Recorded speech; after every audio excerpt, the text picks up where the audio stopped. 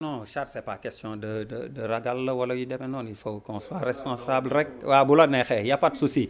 La fête de l'indépendance ren ji 61 ans lay yemool juróom benn fukkeet ak benn Sénégal moom boppam, waaye défilé du am, amul manifestation, dina am levée de couleur nag yoo xam ni ministre yi ñoo koy teewee ak président institution yi.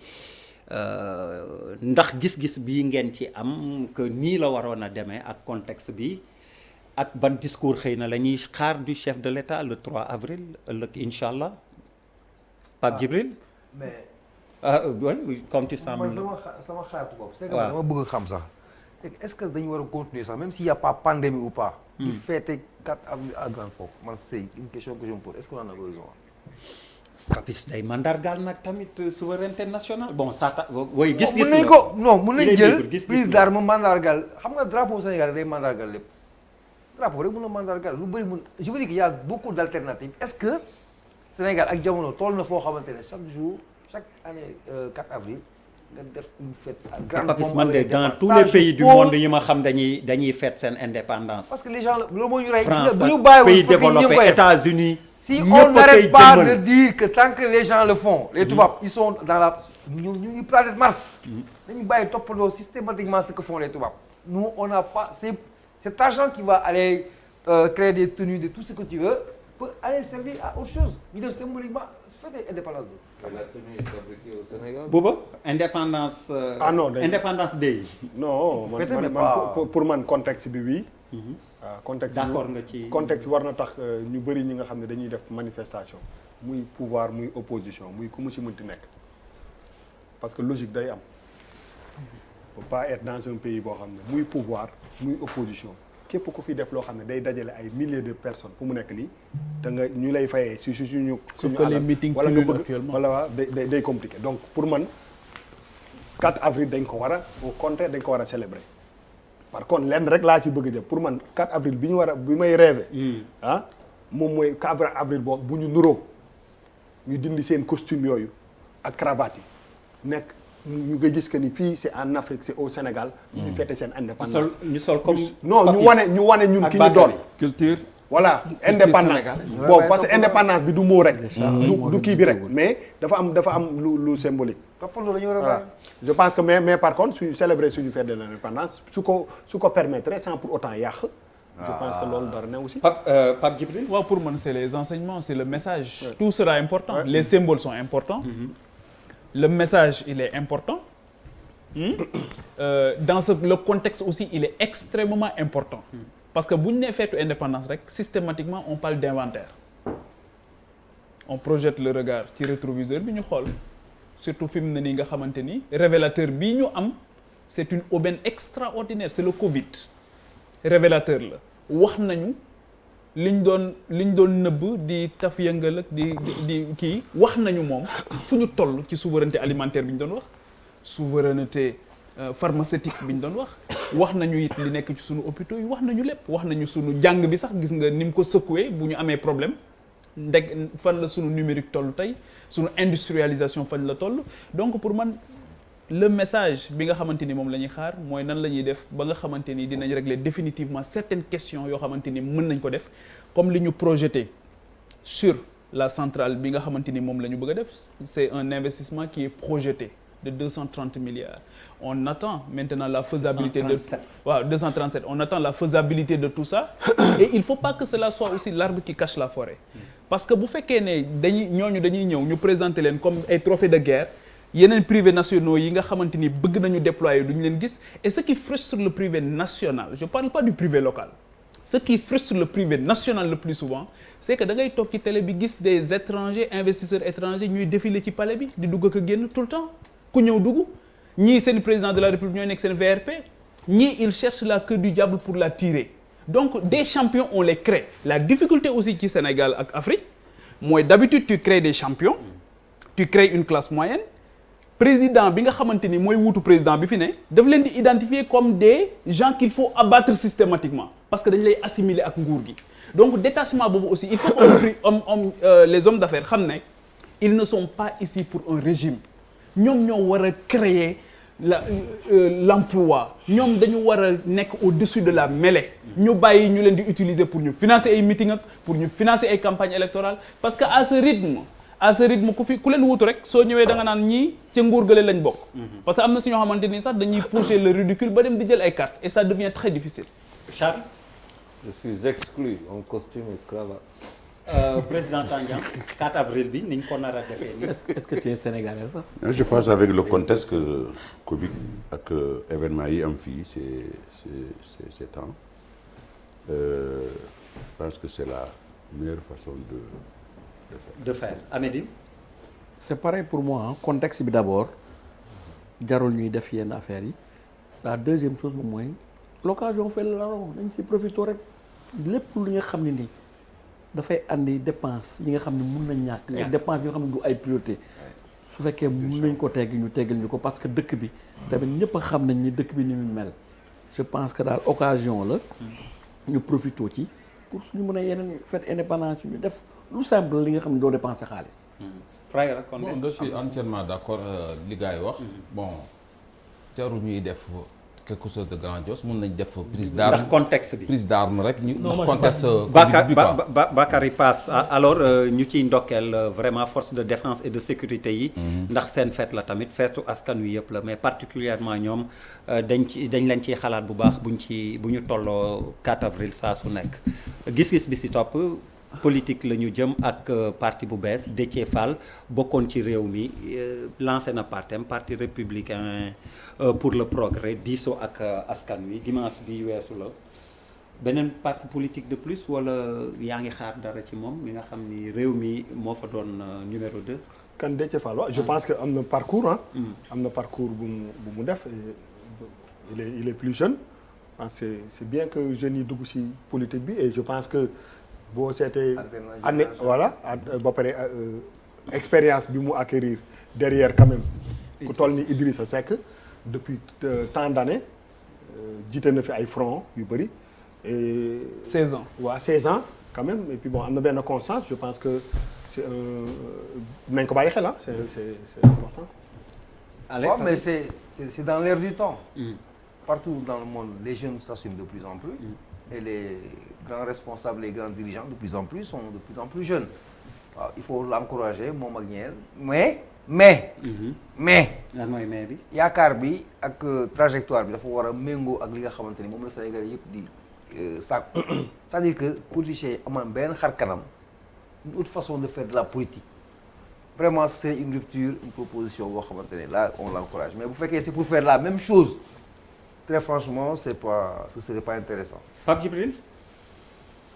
on attend de la contribution bu wér ligne de démarcation aussi par rapport ak ñi nga xamante foofu fi mu jógee déjà mooy ñu sentir sa ligne de démarcation lan moo tax tey jii mënatul bokk benn mbalka ak Idrissa donc il faut aussi que les hommes politiques sénégalais de plus en plus waruñu daw transparence bi ñuy exiger surtout l'opposition peut être transparence bi ngay exiger ci ki yor nguur gi ak gouvernement du Sénégal il faut que nga commencer ko à ton niveau mooy yow ñu xam sa ligne idéologique lan la ñu xam sa ligne de démarcation avec les autres lan la ñu xam tamit fan nga bëgg a dem ak ñan nga fay àndal xam nga sëñ Babacar Sy moo doon wax naan politique kenn du ko xam yow rek mën ko yow rek def ko yow rek il faut que ñu xam kan nga ci àndal lan mooy seen projet de société ba nga xam dina leer ci bopp nit ñi ngeen liggéey ci rigoureusement on ne crée pas un parti politique pour conquérir forcément le pouvoir sunu réew yi parti politique yi il faut que le ministre de l'Intérieur veille ci seen cahier de charge c'est participer à la formation des citoyens participer à l'amélioration d'une conscience citoyenne bañ a toog rek di xaar élection jàpp ne élection nekk un parti pas sénégalais mais dakarois jàpp ne yow Dakar nga war a toog Dakar nga yeewoo siège bi Dakar lay ne donc man sax damay rêver sax siège boo xamante ni Saint-Louis lay nekk wala Thiadiaye lay nekk parti télécentre donc pour man loolu c'est important parce que bu ñu waxee Macky Sall ne ko sa vision Diamniadio la yor mais ñoom li ñu yor yëpp moo ngi Dakar donc pour man aussi loolu c'est un débat boo xam ne il faut que les citoyens soient beaucoup plus exigeants avec tous ceux qui prétendent à leur suffrage parce que du caaxaan lu am solo la surtout fi ñu jëm nii ci élections locales yi ak législatives yi pour man la question du profilage sera au cœur du débat. Baba Tandian. Non, moi j'ai pas de.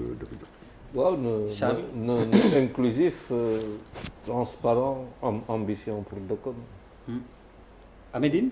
waaw Déthié Fall. man dama koy encourager parce que contexte bi nu mu mettee nga mënoon jël solution de facilité ànd ak nguur gi nga dem ne da ngay dem na opposition créer ce parti je pense que ku am ay conviction moom moo koy def léegi day am man lu may woowee préjugé favorable parce que nit ki lim la wan ngay jàpp ba gis leneen donc di ko encourager di encourager tamit sénégalais yëpp yi nga xam ne ni ñi ngi fenn te gisuñu seen bopp bon dans la vie il faut nit ñi di xeex parce que nee nañ un combat soo menee un combat tu peux perdre comme tu peux gagner mais si tu ne mènes pas de combat tu peux pas gagner. donc moom peut-être ci logique boobu la nekk di ko encourager.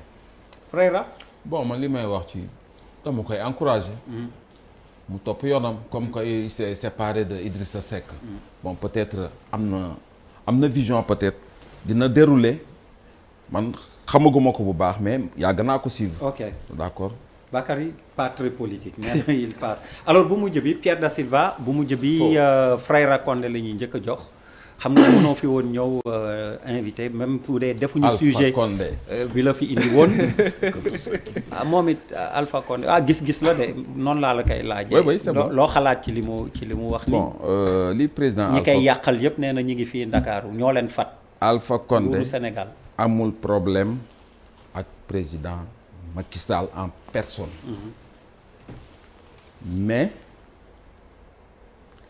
ñi koy comploter fii lañ nekk ci Sénégal man wax naa ko fii ba ngeen ma fi invité ñi koy comploter fii lañ nekk ay sénégalais lañ ay sénégalais wax ko daanu ko saret lay wax avec un homme d'affaires sénégalais bien installé ici très connu au Sénégal gis-gis qui recrute man ma li may wax nii lu ma leer la qui recrute des journalistes qui prend le service d'une télévision sénégalaise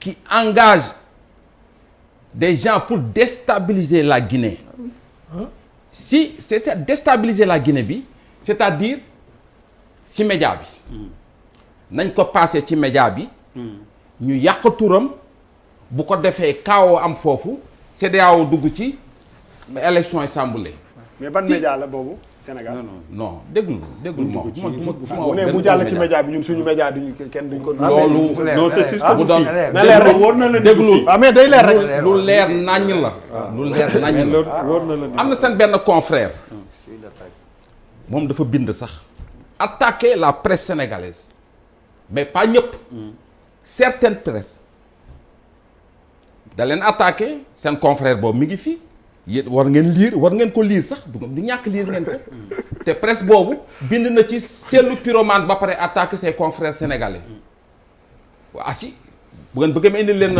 du ma tudd turam gis-gis ma indil leen ko mais li Alpha Condé wax nii ça nang c'est pas Macky qui est derrière tout ça donc, mais un complot qui a été bien organisé ici c'est le président Alpha Condé wax le président Macky Sall il faut que ñu def des patrouilles mixtes sur le long de notre frontière ça n'a pas abouti mais Dieu a fait que on a pu arrêter des mercenaires ci frontière bi problème Casamance bi tojee am na ñu daw dugg foofu ñu teg leen loxo ak ñeneen ok bon foofu laa mën donc nga di waxul ak non c'est que Papis oui Alpha Condé c'est que moom moo amul benn respect pour le Sénégal les Sénégalais lii du waxu njiitu réew lu ñu xam ça l'élégance diplomatique républicaine tout ce que tu veux tous les principes qui fondent cette chose-là dafa aux antipodes de ça c'est les allégations c'est du wax lu discours bu mag benn ñun le peuple sénégalais on ne souhaite rien à la Guinée absolument rien de mal mais absolument rien Guinéen si ñun lañ bokk moom nag il faut pas qu'il oublie Alpha Condé bii sa place c'était pas ici c'est vrai que c'est le choix des Guinéens ñoom ñoo ko décidé c'est vrai mais dans la légalité ak li ñuy waroon am ak lu mu waroon demee yëpp demeewul noonu lii am na nga wax waxu kilifa nous sommes des Africains s'il a un problème avec Macky Sall qu'il sache que peuple Guinée ak peuple Sénégal amul problème mais si lui il a un problème avec le président Macky Sall c'est possible c'est la vie na régler son problème avec président Macky Sall mu génnee si Guinéens yi mu génnee si Sénégalais tu sais que président Alpha Condé il n'a pas froid au jeu bu fekk na dafa amoon problème ak Macky Sall da koy nommer direct ok c'est bon allez Bouba à toi gis-gis da koy nommer ok daal li ma constaté li ma constaté dëggantaan mooy li président Alpha Condé wax ak li Condé mi wax diamétralement opposé président Alpha Condé mi Macky Sall la wax oui voilà te loolu waxul Macky de yow la ngay argument yi ngay waxul Macky Sall yi ngay développé dafa waroo ak président kaddu yi lu leer la léegi nag mënoo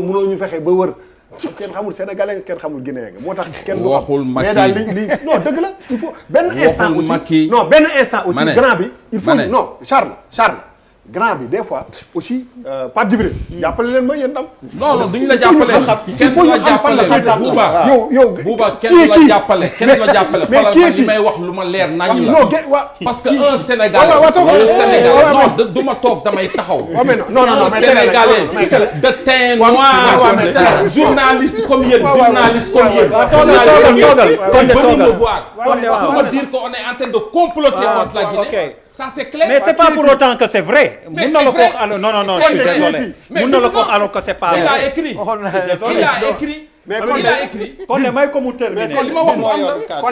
Condé encore bu ñu wàccee affaire bi. ma ne 2S. télévision 2S. non s'il te plaît finalement tu vois. moo tax loolu ngeen di bañ na voilà yéen gis ngeen ko ubbi ngeen seen gët yi gis ko lenn moom ubbi ngeen seen gët yi gis ko xaw ma plateau spécial la organisé mais dafa nag Condé lenn moom moo wóor xaw ma fan nga koy waxee waaye télé bi duñ fi nangu ngay toog di ŋàññ suñu yeneen confrères dinaa leen ŋàññ ñoo ko def waaye ñu coupé sa micro bu la ci neex ñu coupé ko dañ lay wax ayca mais li ngay wax ak li Alpha Condé président comme suba ak ngoon Pape Djibril alors gis Pape ça Djibril n'attaque pas Macky Pape Djibril ñi ko def ñi ngi fii Freya déglul Pape Djibril daf la déglu bi ngay wax alors man damay dem Guinée Conakry su ma demee je me sens comme chez moi je suis bien avec tout le monde et je pense que aussi moom bu fekkee ne Guinéen la nekk Sénégalais bu nekk ñëw Sénégal ak Guinéens yi nekk fi yëpp je pense que les Guinéens aussi au Sénégal se sentent chez eux loolu laa jàpp donc su damay fàttali rek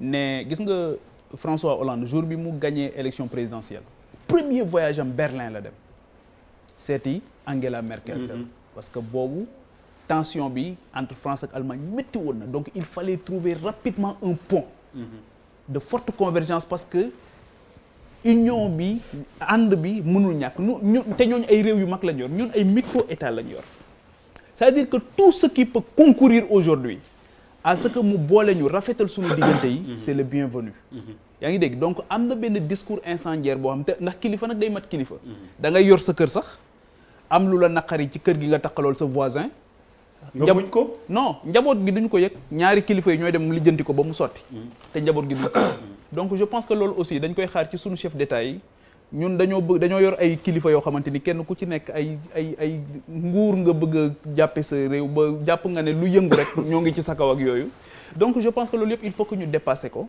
muy Sénégal muy Guinée muy Gambie muy ñun ñëpp ba nga xamante ni dinañ mën a comprendre que nous avons un destin commun man c'est ça qui m'intéresse ces déclarations rek malheureusement du favoriser loolu Baba Tanguy man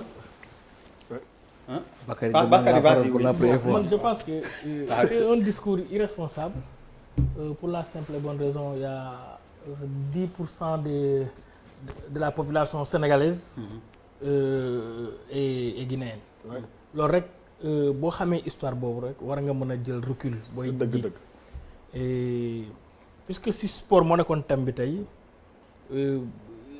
kii di Alpha Condé comportement am tax na ni waa Sénégal bu ñuy dem jongante CAF ba ñi ñuy ragal il a fait li nga xamante ni mooy si façade ni recevoir Augustin Senghor et tout mais ñëpp ñi nekkoon autour de Augustin on savait que buy Augustin Senghor di dem élection sous-région bi commencé par la Guinée Conakry duñ ko voté donc je pense que tey xam nga lien yi dañu war a gën a raffermir surtout que c'est la personne morale de la République sœur de Guinée. Oui. Quand même am na yoo xamante ni aussi si moom bu mu waxee ñun ñëpp lire nañu te je pense que un président de la République s'il fait une sortie aussi dangereuse que acerbe xam nga il a des informations contrairement à Condé qui peut-être n'a pas compris le message là, ça c'est un message très dangereux. parce que li ko metti peut-être c'est que Cellou Ouais.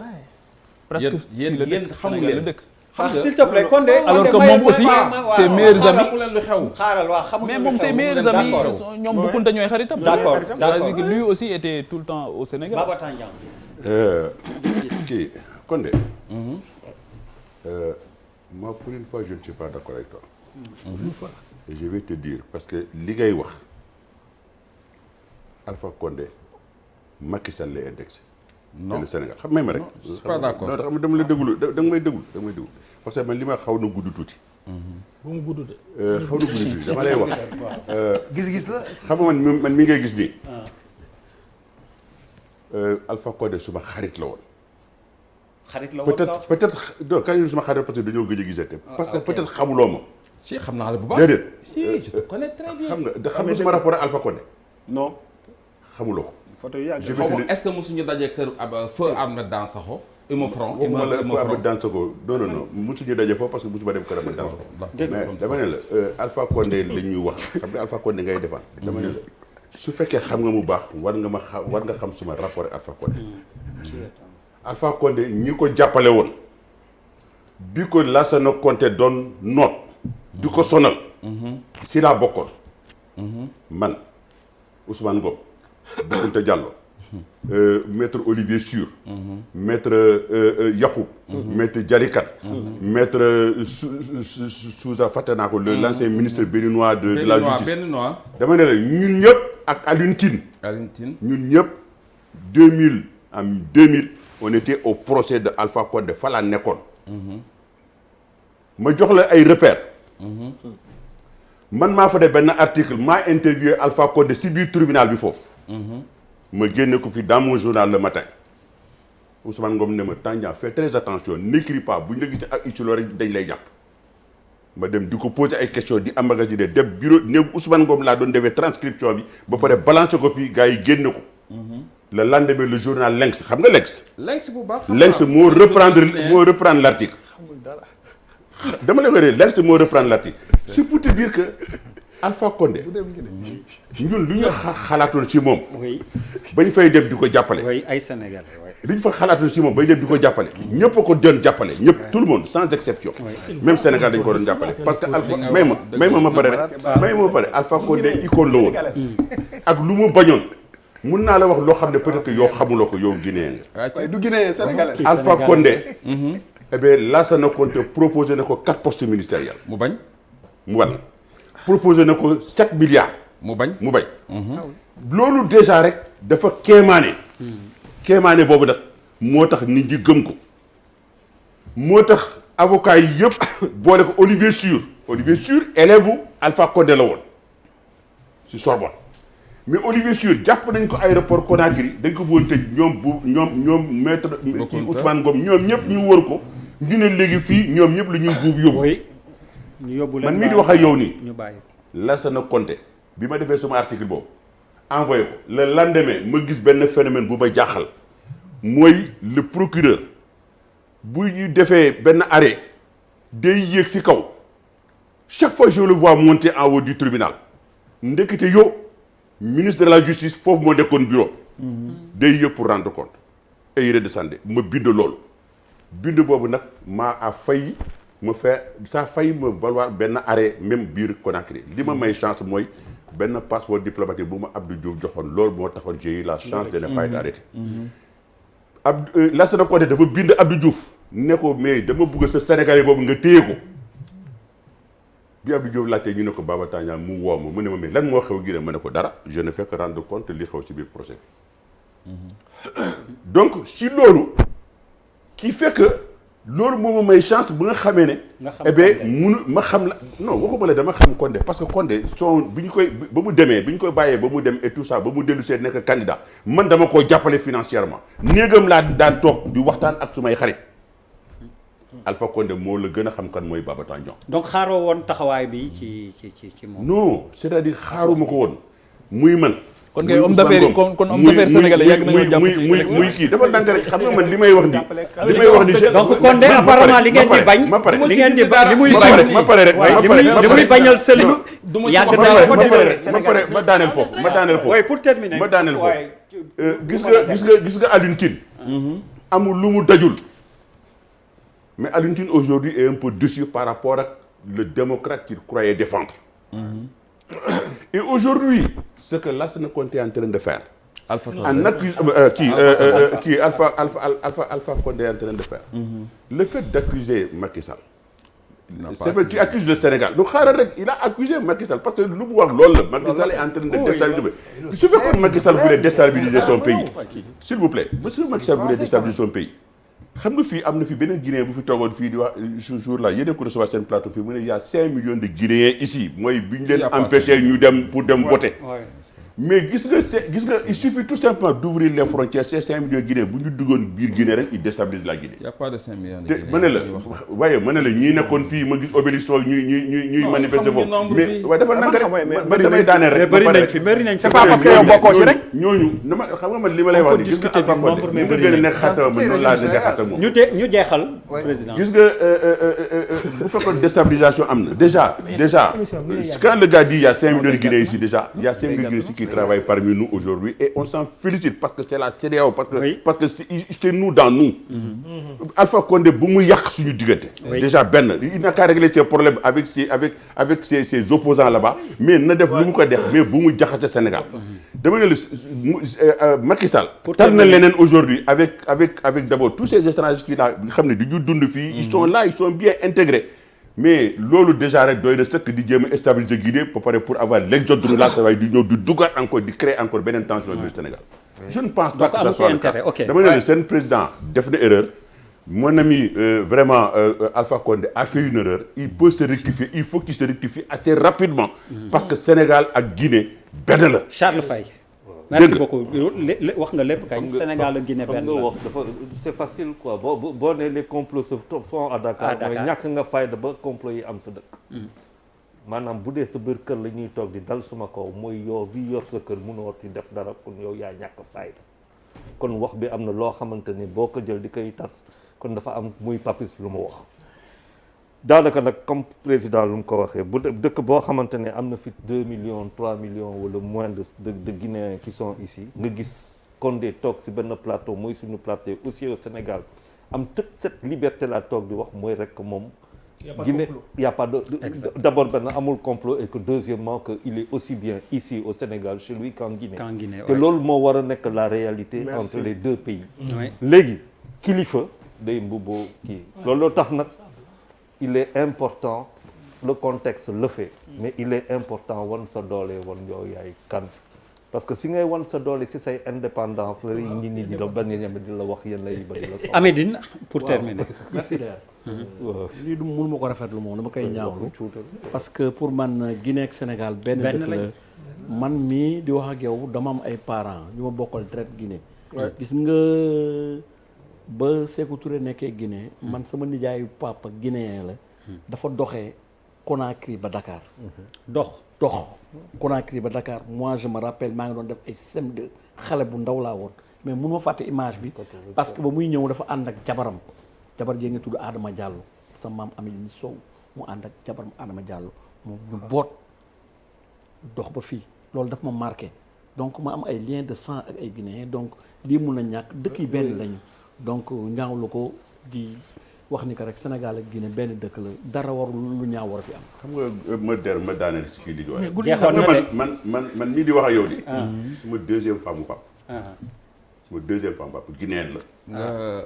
ñaari dëkk Conakry kii ni yàlla jóge kon yàlla bu sa papa fekk taxaw su may demi frère yëpp ay pratiquement c'est des Guinéens. da ngay wax Frayra affaire bi mët na. waaw mët na. xam naa ko léegi kon xoolal waa bàyyil ñu tàggoo après ñu continuer off tàggoo, su la neexee vraiment Pierre Da Silva ñi ngi gërëm ñëpp ñu àndoon ak ñun jàkkaarloo bi ñu wuyu si woon